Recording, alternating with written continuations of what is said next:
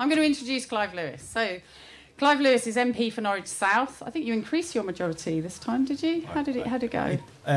Yes, in overall numbers, but I think the Labour vote share went down by about 5%. The Greens are second. They're doing really well. Bit of Green support in here. Well, you know my views. Okay, so I'm going to tell you a little bit about Clive's work. So he works on the Environmental Audit Committee, which we're broadly approving of in here. He's also the co-chair of the APPG, the All-Party Parliamentary Group on Race and Community. He co-sponsors the Green New Deal bill, which people will be familiar with, and the Climate and Nature Bill, the CEE bill, so-called. Before Clive entered Parliament, he was a BBC TV reporter, and he was, as many will know, he was in the army, and he was an army reservist, and did a tour of Afghanistan in 2009. There's one more thing I want to tell you about Clive, in case you didn't catch this, because not many things about politics lift my spirits at the moment, but when Clive was sworn in, did anyone see it? Did anyone see Clive being sworn in? So can we do a massive round of applause for that? Feeling the love, thank you.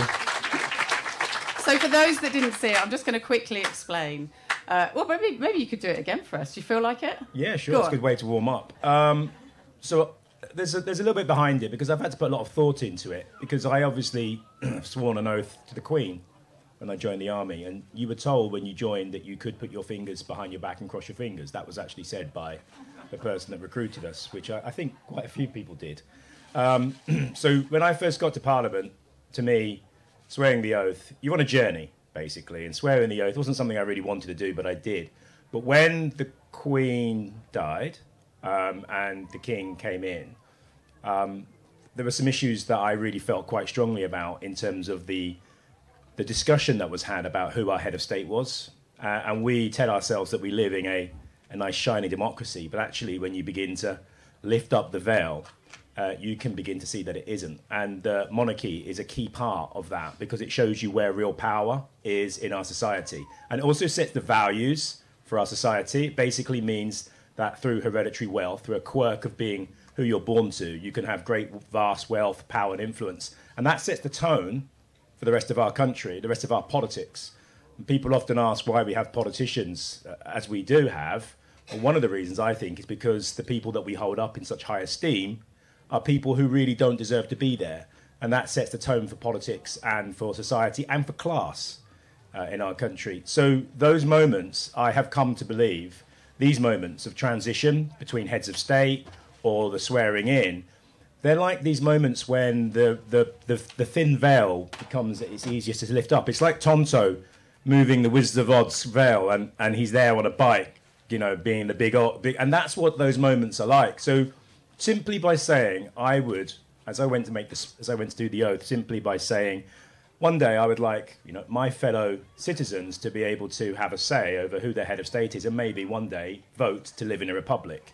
Now that shouldn't be a big statement. It wasn't calling for anyone's head to be chopped off. It wasn't calling for violent revolution. It was calling for a democratically decided republic. That is not a reactionary view. That is a mainstream view, or it should be. But the response that it generated was wild. And I think it shows you the increasingly reactionary nature of our democracy. It is under threat. It's always under threat, but it's more under threat than it ever has been before for a variety of reasons, some of which we may touch on today. Anyway, to cut a long story short, I did that, but whilst I was reading the words, I just thought I'm not going to say it in perpetuity to the King, his heirs and successors. So I just said the King. And for that, I think a number of royalists caught that, and they basically said that they would invoke an old law from the 1830s, I think, which basically means if I try to take my seat for not completing the oath properly, then I could be challenged legally, and I could be considered dead by Parliament, and therefore a by-election would take place.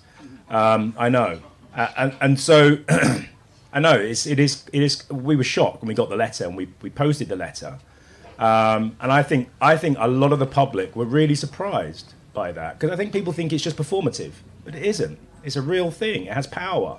Words have power. These words have real power, and missing some out means that, you know, technically you're doing something wrong, and it doesn't make a difference that 75,000, 80,000 people have that vote in your constituency, 25,000 of whom voted for me, it means nothing.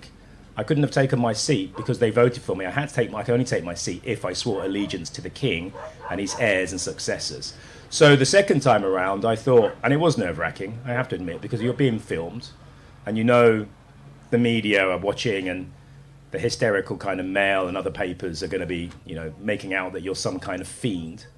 But to get to the point, I simply said, the second time around, I would like to be able to say an oath to my country, my constituents, to defend democracy and uphold human rights.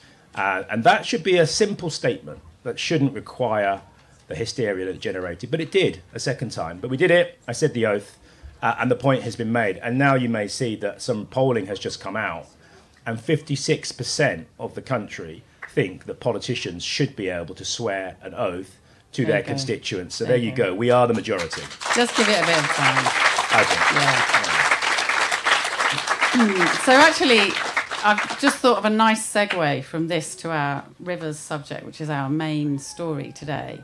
I think someone else may have the story better than me, but somebody has sworn an oath to a river. And so we're really pushing the boundaries of where I think I prefer a river over a king every time, so I feel happy with that. Right, have we got any rivers experts in the audience? Anyone feel like a rivers expert? I feel like they'll be hiding there. So we're really keen on your questions. I want you to think about your questions. We're going to have plenty of time. So you've been doing a bit of work on rivers, Clive, and river sewage and river pollution. I want to give you a bit of time to say what you've been up to on that, what's going on, and then I've got a few questions for you, and then we really want to hear from the audience. So what do you want to say? Yeah, so what do I want to say? So obviously water is broken. We're trying to create some waves. Sorry, that joke's... Quite early, mate. Yeah, I know, sorry. But we're trying to make some good waves, and I think the vast majority of the public understand that something has gone wrong with water. So just to give you some kind of idea of how badly it's gone wrong, when water was privatised by Margaret Thatcher in 1989, it was a controversial privatisation, because privatising water, we're the only country in Europe that has a fully privatised system. But these aren't normal privatised companies. These are subsidised companies, subsidised by our bills. But they're also companies that don't...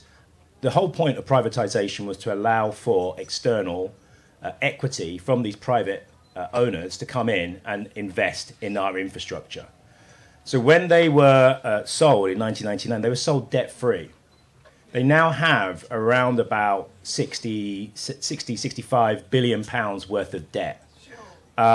And what they've actually taken out in terms of dividends and the debt comes to around about 72 billion pounds. They were debt-free. They have put less than nothing of their own private equity into our water companies.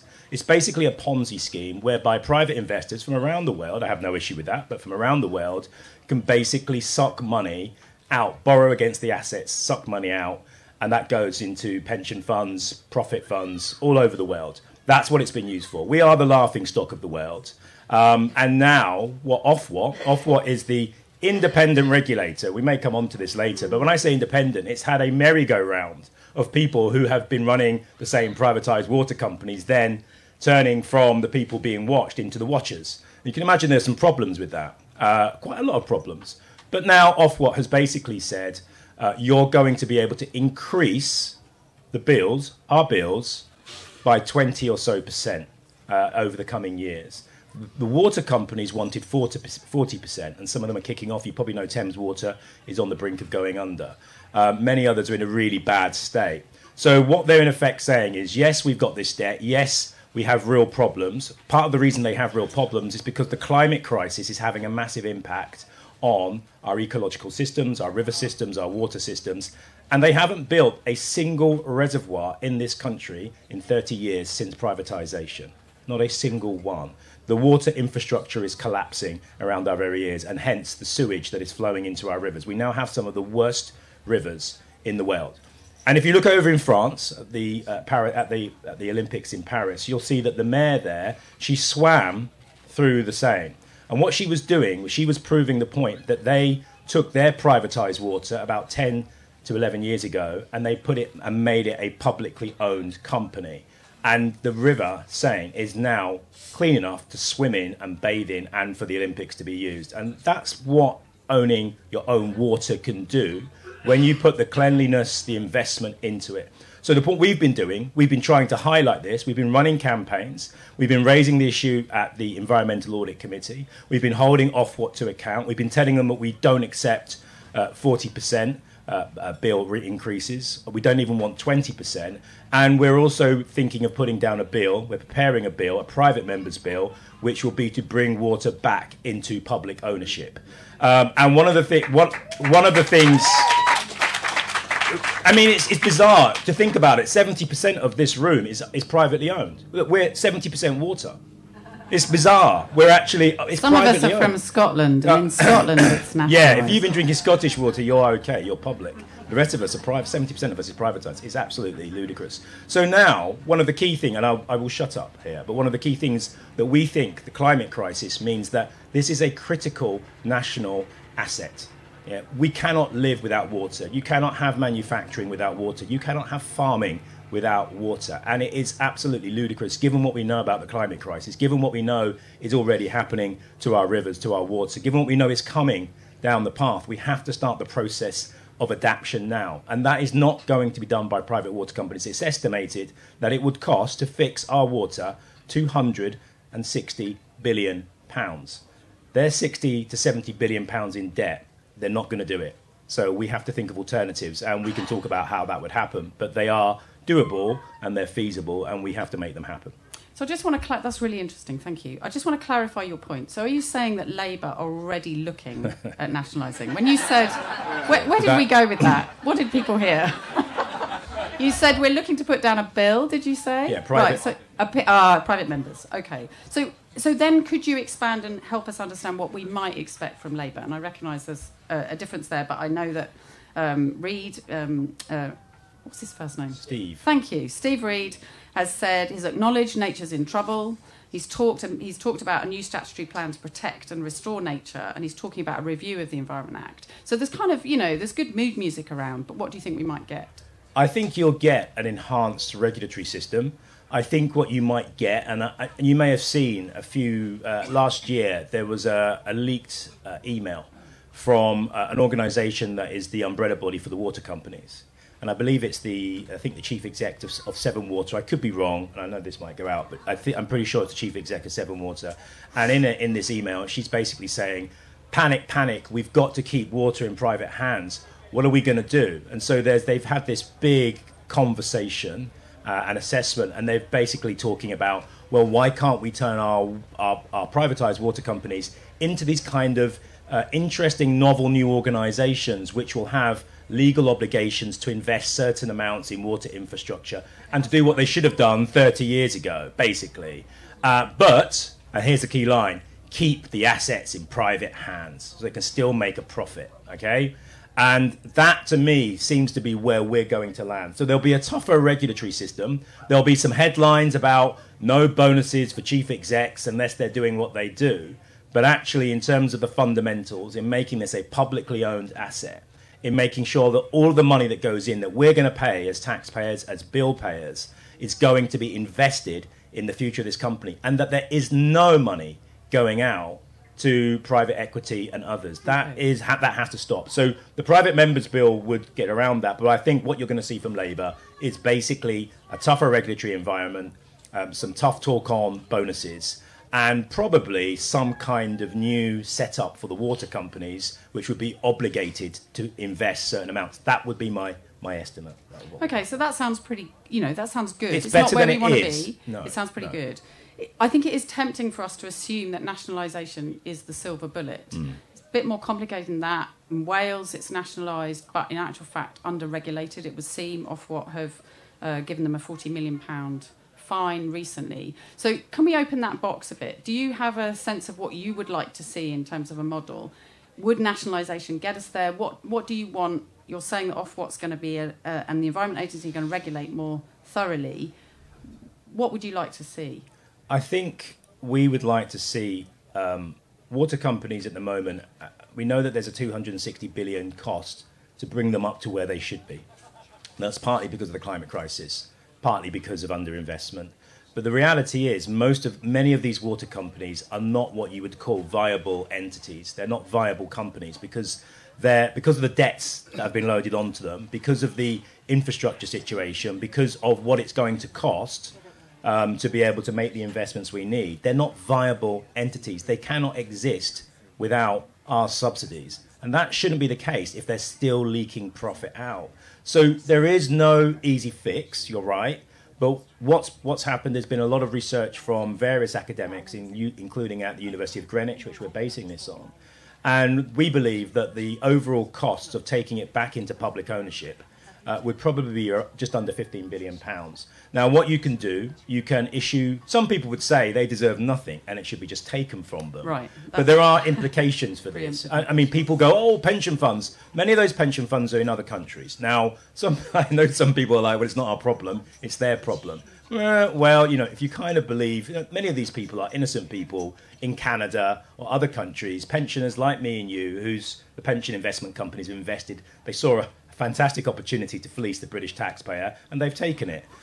Should they be punished? No. But at the same time, here in the UK, it's estimated that it would affect about 0.1% of the total investments available for pension funds in this country. It's a small amount. So I think it's doable. I think also as well, when we're talking about those investments, we then take on those assets. So on our balance sheet, the national balance sheet, those billions of pounds of assets basically take the debt off. So you pay the water company. They get a bond which has an interest rate.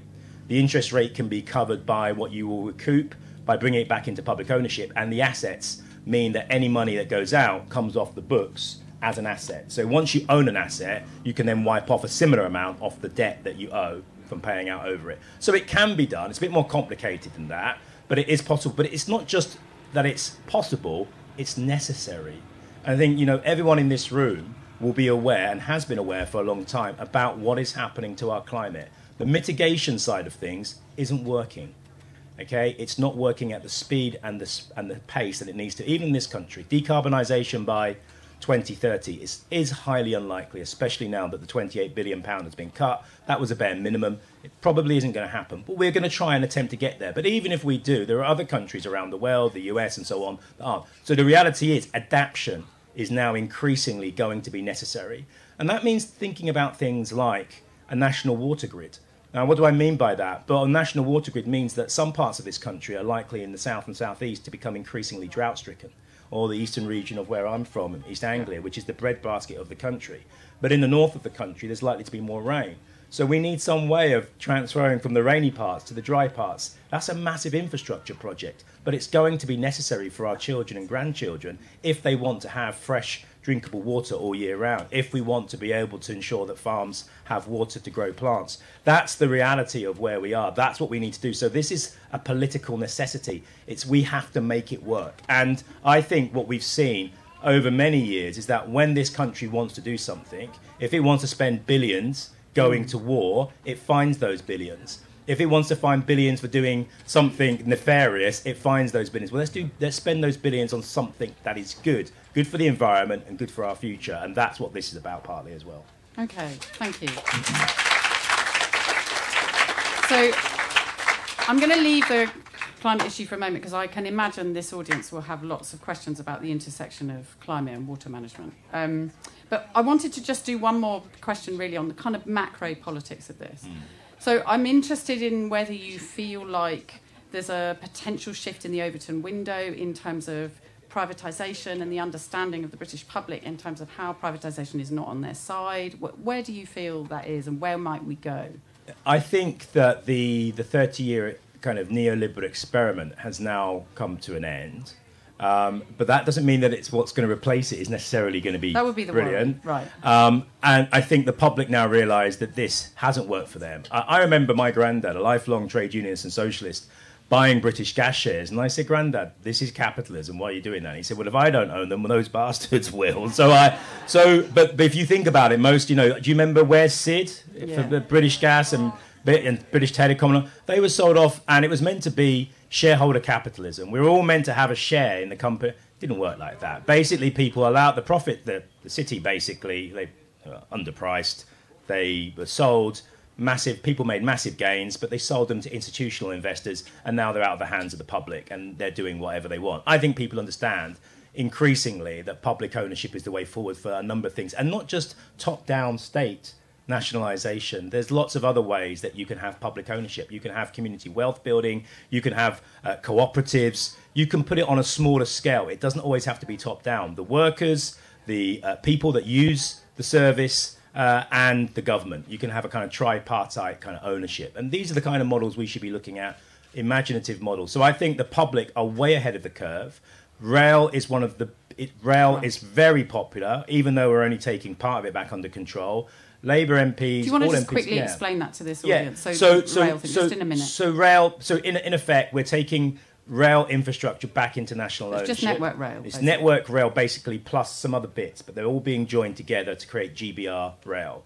But the train operating company bit is going to remain in private hands. That's the most profitable bit. So we, the public, are taking over the costly bit, but the private sector is keeping the juicy bit. And actually, what we're seeing increasingly, and this is what I mean by neoliberalism potentially being replaced by something very different, but not necessarily better, is that we, the public, the state, will begin to underwrite capitalism. Capitalism is becoming increasingly unprofitable. Why? Because we've destroyed the eco and environment systems behind it. So it means that productivity is reducing, costs are going up, price gouging is happening, you've got big corporates, big monopolies. Capitalism is failing, and we, the state, and this is the model that I think many of us fear, are going to be the lender of last resort. We're going to de-risk these assets, these investments. And that means that we're going to be picking up the tab. They're going to be making the profits. That isn't sustainable, and they know it, but that seems to be the agreement that is being discussed. So it's still capitalism for the poor and socialism for the rich under That's Labour. a very good way of putting it. That's one a that disappointing I like thing. Okay, great.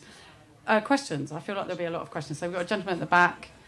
Hi, I'm Nick Rosen from Off Grid, and thanks for that beautiful summary of what's going on at the moment. Water, energy, housing, food.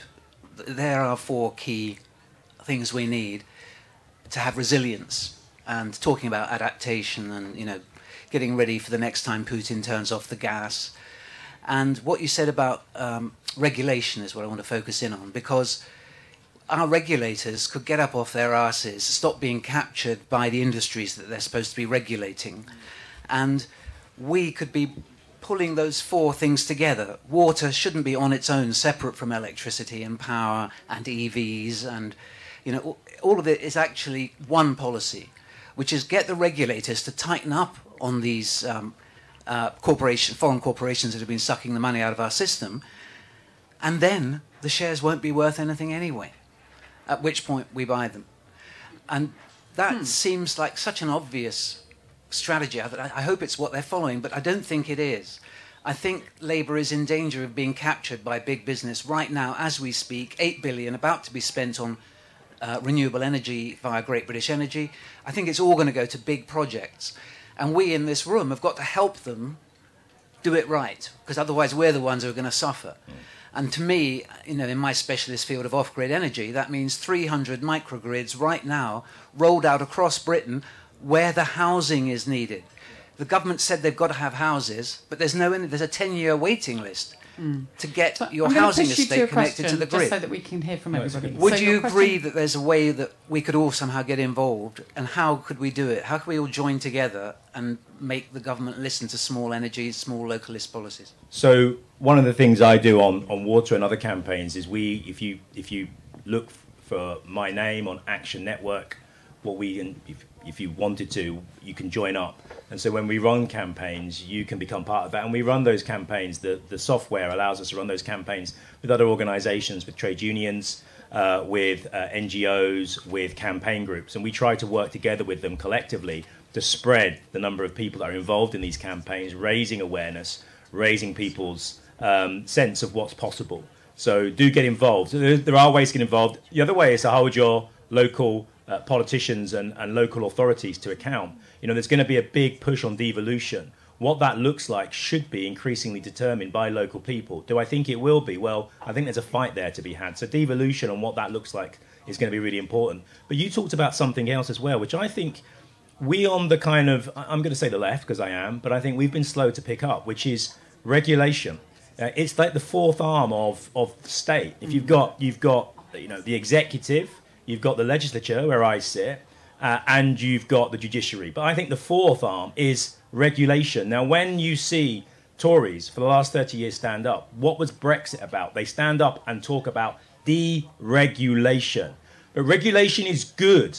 For too long, we've allowed them to say that red tape. It's not red tape. In a complex society, you need rules and regulations, not just rules and laws, but regulations that specify details to make sure that when your child opens their drink, they're not going to be poisoned, to make sure that when you put a product on your face, it's not going to melt. This is what regulations are for. And if you allow capitalists to get away with deregulation, well, look at our rivers, look at what happens. That's what they do if they can get away with it in some cases. Now, there are good companies out there, but it should be a level playing field. So hence, regulation is critical and key, and we should embrace it. Not unnecessary regulation, but it's a key part. And I think, I'll stop there. Well, I just think what this gentleman was is effectively suggesting that it's really important for the owners of the assets that they're not regulated, and that's the money trail, really. Yeah. And if we really regulate, then the shares won't be worth anything, which I thought was a really interesting thing to say. So there's an awful lot of vested interest in not having good regulation. So there's a big job on there. There is. And I think also as well, look, on GB Energy, it's one of the most popular policies the Labour Party brought out. It's not just because it's got a flag on it, as some people think, or it's called GB. I think there's a lot more to it. And one of the things, I think it's a really important point, if you look over at the US, look, we've got the far right snapping at the heels of politics in this country and across the Western world. Okay, and if you look at what's happened in the US, Biden, despite record levels of unemployment falling, you've got child poverty, 2 million taken out of child poverty, growth. That growth hasn't been even. It hasn't gone to the poorest. And 62% of Americans, when polled, said that the Biden administration, despite the trillions invested, have not made a difference to their lives. And this is something called deliverology. And if you can deliver the economic benefits, then people will vote for you. But I think there's something else missing in our society. It's part of the reason why I did the oath thing. People want to have faith and hope in something bigger and better than themselves, to be a part of something. And one of the things about GB Energy is we need to set up institutions. The reason the Tories haven't been able to destroy the NHS, destroy their best efforts, isn't because they didn't have total power to do so. It's because the public wouldn't let them, because the public loved the NHS. It's the closest thing to socialism we've had, where it doesn't make a difference who you are. If you're ill, you get looked after. You go to America, they can't believe that, because that is socialism, where it isn't about the cost, necessarily, it's about the need.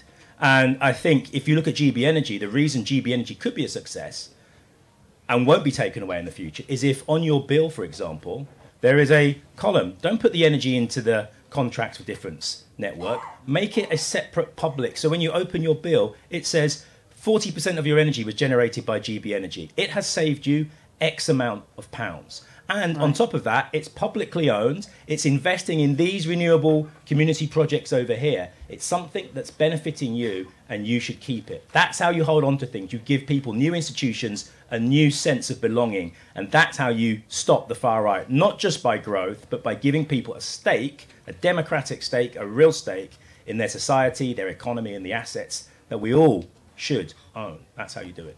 So you've mentioned the growth word, and I think that will be noted here. We've got another question, I think, on rivers. Is that right? Yeah. But there are other hands going up, so... So maybe I should come clean and say it's not really about rivers. I'm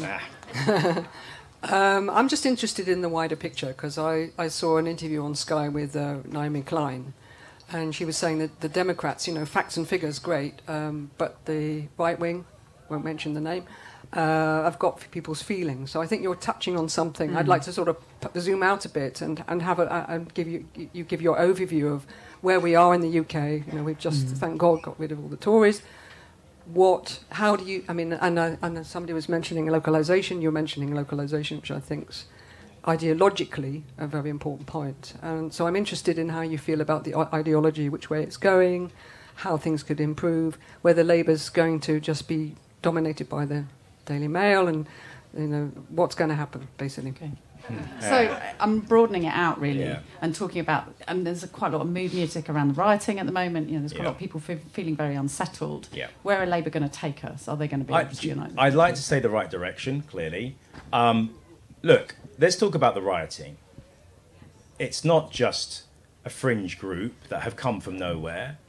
Politics, mainstream politicians have mainstreamed the far right. We have consistently done that. When you talk about sending back the boats, if you talk about sending back the boats, they will go further. They will talk about sinking the boats. Okay? If you create an environment where, when you talk about deportations to Rwanda, you do not challenge it on moral grounds, simply on cost grounds, what you are saying to the public is, well, if it was cost effective, we would do it.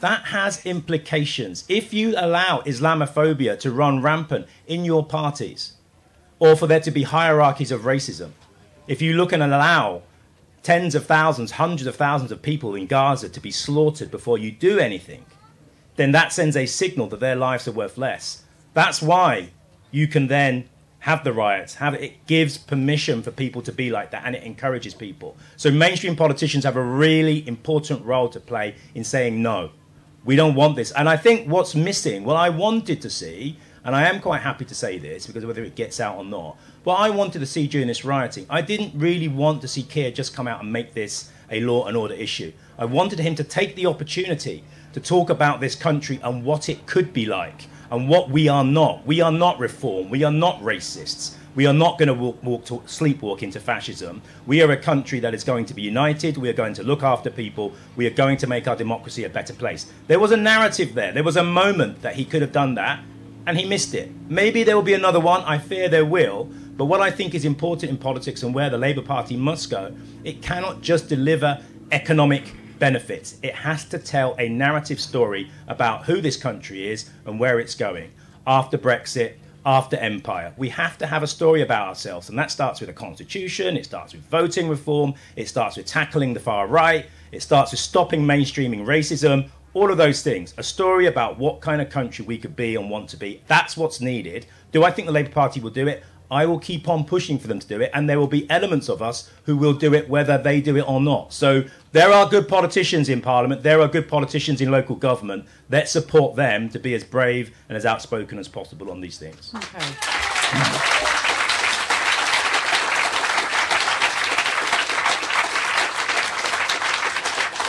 So other questions? So I just wondered, based on what you said about bringing the water companies back into kind of public ownership and your bill that you're proposing and things like that, just the time limits that you perceive for that, because obviously the head of the EA said that British water within our aquifer systems is going to run out by 2050. Current research in hydrogeology is coming out saying that actually it's probably going to be much closer to 2040. So I was just wondering kind of what your timescales, how you're kind of trying to bring that around, that kind of thing. It's pretty urgent stuff, isn't it? Yeah, it is. The private members' bill is unlikely to be taken up by government unless there is a massive public kind of outcry about what is being proposed by Labour. It may be some time before that kind of comes in. What we're doing it for isn't so much a kind of timetable for it to happen. We're doing it to make the political space to tell the public that there are other work through alternatives different to the ones being proposed that would actually mean that this would become a public asset, would actually mean the investment that's required, the hundreds of billions of pounds required to get it up to spec before things start going really wrong, is going to happen, and it's not going to leak out into profit. It's not going to leak out in various Ponzi schemes. So really, my timetable is as soon as possible, but I'm also aware that what we're doing with our private members bill and the campaign we're running is making that political space, educating the public that there are alternatives, there are possibilities other than this which would work. And it's about that credibility that we're trying to convince, and that allows a space for our front bench to move into. Politics and politicians tend to be quite cautious. And so what you do is you push the boundaries to what's possible. You might not get everything, but you give them space to move into, public space to move into. That's what we're doing. So this is an audience of activists. Can you just tell them the name of the bill? Because it may be that they want to write to their own MPs and suggest some support for it. It's a private members' water bill, but it's Clive Lewis's private member. It's not down yet, but when it goes down, we'll make sure that everyone gets an email. Well, if anyone signed up, you can get lots of information when it goes Okay, down. so you could write to your elected member and say, there's this bill coming and, we have an alternative. So I had another person here and then you. So Hi, David Blake. I was more or less on board with everything you said, and it was refreshing to hear, up to the point where you suggested part of the solution would be a national water grid. And you also said it would be good for the environment to move water from the water-rich north, which presumably means Northumbria and Cumbria, down to the water-poor southeast. But, of course, the southeast has had growth beyond its capacity, and there's too much water being used, and it's being mismanaged by Thames Water. But that bit about the environment, why do you think taking water out of the River Tyne or the River Wear would be good? Wales, which we're in, has a history of knowing how taking water from the north, the Dee, to Liverpool was a disaster. The city of Liverpool had to apologise to the people of Wales who lost their homes and lost their environment. Birmingham has taken water from central Wales through a water grid. Why do you think a national water grid would be good for the environment when all the history in every other country, the Colorado to California, China from the Yangtze to Beijing, Spain, they want to take it from the Ebro down to the water poor south, has been an absolute disaster for the environment. Why do you think it will be good for the environment? Okay, so it's a very good question. When I talk about these issues, when I talk about a national water grid, for example, it's also thinking about how would you make the economy more sustainable? How would you make farming more sustainable? So when I talk about that, I'm not talking about just a kind of extractive sucking out from where the water is to where the water is needed in the over kind of hyper kind of growth areas of the southeast and London. That's not just what I'm talking about. But there is also a political reality of where people are, of where infrastructure is, and the timetable we're talking about. So this isn't just an extractive process. It's also about building more. It's also about building more reservoirs. It's also about managing water better. It's also about stopping the leaks. But we have to accept the reality that with the desertification coming up from the south, from up into Spain, from North Africa and so on, that is going to have an impact on water, on rainfall, and we have to think about that. Now, I'm not just saying it's going to simply be extracting more water from rivers. I like to think that if we have a publicly owned water infrastructure, if we're managing how we use water on farming, on manufacturing, if we're stopping those leaks, if we're making sure that we're looking after our environment, if we're doing all of those things, then I think that this is still potentially a necessary piece of infrastructure to ensure that we can all have fresh water. So I think if you're just talking about the economy as it is, growth, southeast London extract, and then you create some piece of infrastructure to draw more water from rivers across Northumbria, I completely agree with you. It's wrong. So the context has to be about making sure that we have the infrastructure necessary to be able to ensure that everyone has water. I'm also a socialist. I understand the environment and ecological issues. They are our life support systems. Okay, I get that, and they also have a right in their own to exist. I get that as well. But there is a balance about people and what people need as well, and that's something we have to kind of factor in. Thank you. I want to go to Rashid. Very quick one. Number one, thank you for coming down. Very informative talk. Much respect for that. You use the term private members bill. Yes. And I'm sitting here with my 13-year-old son, and he was looking at me like, Dad, what's a private members bill? And what's the difference between a regular government bill, and what does it say for a private members bill to be put forward on something as important as this and not being led by the government? Yeah. And just explain in terms that a 13-year-old will understand, because this is really your demographic here. Yeah. That's who you're talking to. What's your name? Miles. Thank you, Miles. It's a fantastic question. And sometimes we do get caught up in jargon and assumptions, so forgive me. A bill it's an old term, but basically when you write a piece of legislation, it's called a bill. So it's not a capital B, it's a small b, although it does sometimes have a capital B. And what happens is that bill is basically a piece of legislation with regulatory components. It's called primary and secondary legislation, okay? So it's a law, and it's a detailed law about how things work. Now, when you have a government controls the timetable of Parliament. And what that means is there is a certain amount of time to debate and pass laws every year, okay? Because obviously people go away, there are weekends, MPs have to go back to their constituency. So there's only really about 2 days, roughly, a week. So Monday afternoon, Parliament starts on Monday afternoon because people come from all over the United Kingdom, so we have to give them time to get in on Monday. So we don't normally start until about 3:30, and then we normally go on till about 10 o'clock, sometimes beyond that, for those votes to happen. And that means those votes then become law. Now, the government's timetable means that they get to dictate the bills that go down. And they get, I don't know the exact figure, but they all get 80 or 90% of that time for them.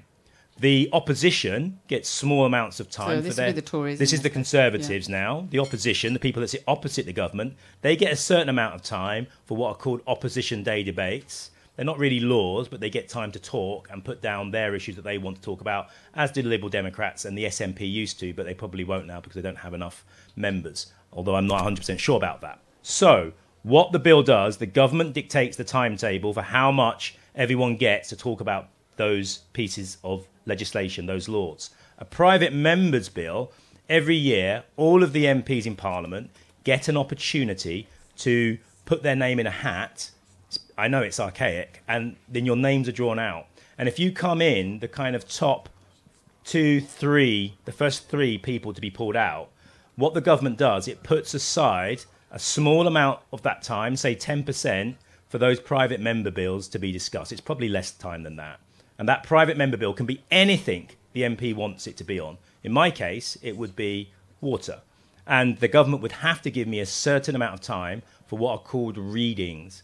First reading, second reading, third reading, committee stage, law. Which is where things are debated. Which is where things are debated and discussed in detail. So, a private member's bill is where MPs get to decide what they want to go down. And any MP can put a private member's bill down. You just probably won't get any timetable for it unless you're in the first 3 pulled out of the hat. The rest of the time, the law, the bill, is determined by the government, and they get their programme. It's called the King's Speech this year, and the King starts at the beginning of the year. He says, this is what my government is going to do, A, B, C, D, E, and F. And that's what the timetable for the bills is mainly about. Does that make sense? And so I'm just wondering, there's a body within government that does a lot of education. I can't remember what it's called. I'm really sorry. It's the Parliamentary Education Unit, I think. Yeah, so they have some really nice stuff on their website that you might want to have access to. Everyone's entitled to go into Parliament and have a tour, so that's something that you can arrange through your MP. Your school can arrange to do that. So you can just contact them. There's lots of good materials around. We've got time for one more question. Hi, you talked about renationalising the railways, and the most lucrative bit for the private sector you didn't mention. TOCs.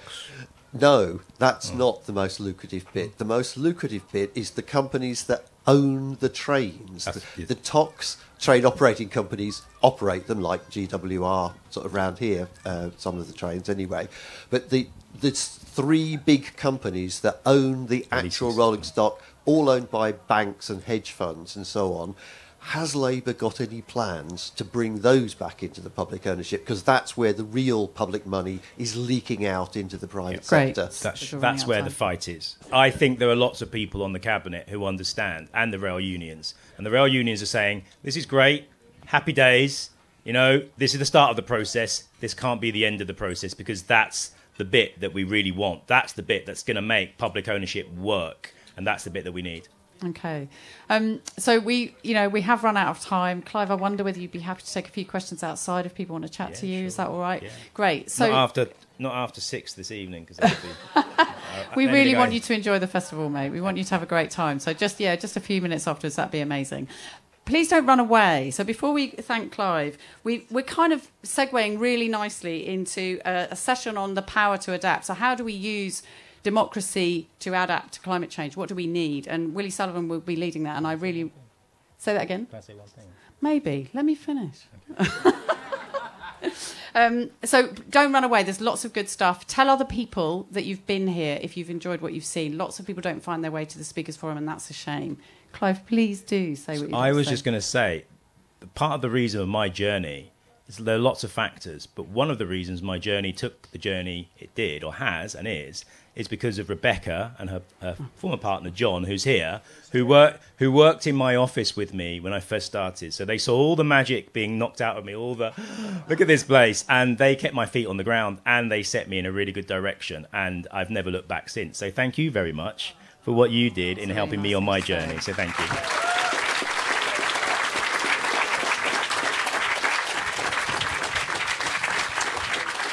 So it's a lovely thing to say, but I have to tell you that there were lots of things about that were very difficult. But what was brilliant and gave me so much courage was watching Clive's bravery.